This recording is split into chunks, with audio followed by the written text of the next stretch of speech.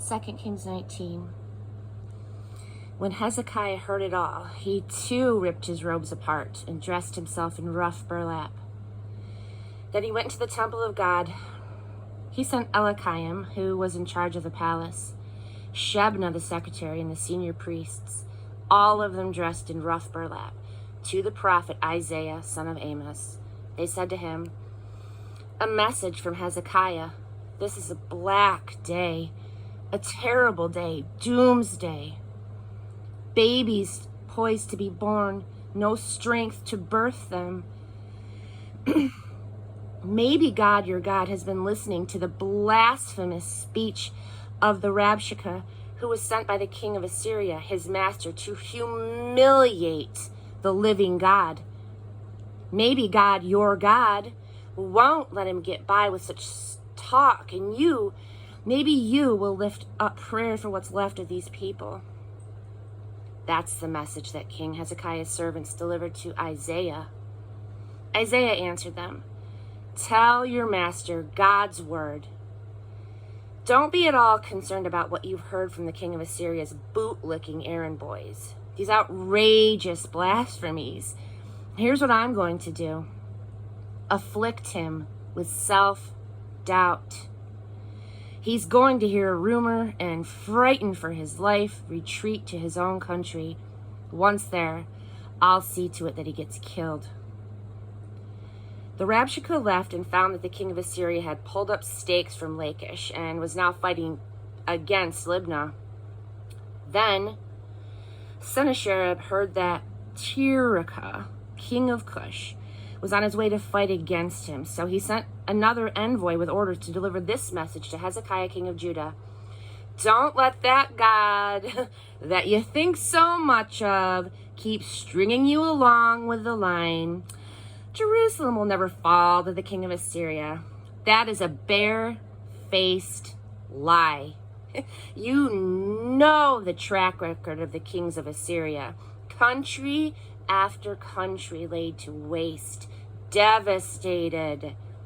And what makes you think that you will be an exception? Take a good look at these wasted nations destroyed by my ancestors. Did their gods do them any good? Look at Gozan, Haran, Rezeph, the people of Eden at Telassar. Ruins. And what's left of the king of Hamath, the king of Arpad, and the king of Sepharvaim, of Hena, of Iva? Their bones." Hezekiah took the letter from the envoy and read it.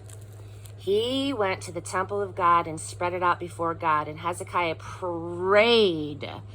Oh, how he prayed.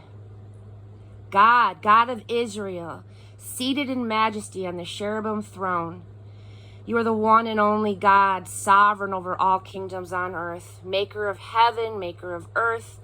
Open your ears, God, and listen. Open your eyes and look.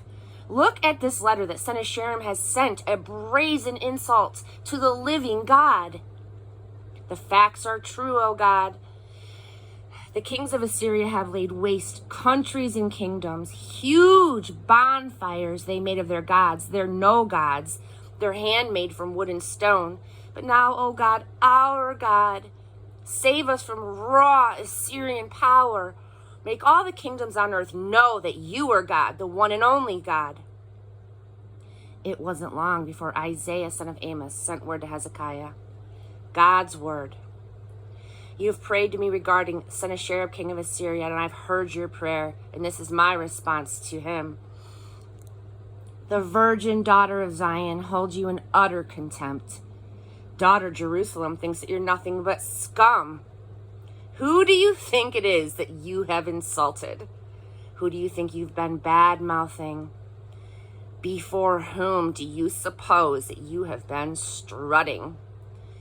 The Holy One of Israel, that's who. You dispatched your errand boys to humiliate the master. You bragged, 'With my army of chariots, I've climbed the highest mountains, snow-peaked Alpine Lebanon mountains. I've cut down its giant cedars, chopped down its prize pine trees. I've traveled the world, visited the finest forest retreats. I've dug wells in faraway places and drunk their exotic waters. I've waded and splashed barefoot in the rivers of Egypt.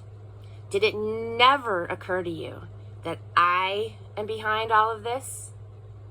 Long, long ago, I drew up the plans, and now I've gone into action, using you as a doomsday weapon, reducing proud cities to piles of rubble, leaving their people dispirited, slumped shoulders, limp souls, useless as weeds, fragile as grass, insubstantial as wind-blown chaff. I know when you sit down, when you come and when you go, and yes, I have marked every one of your temper tantrums against me.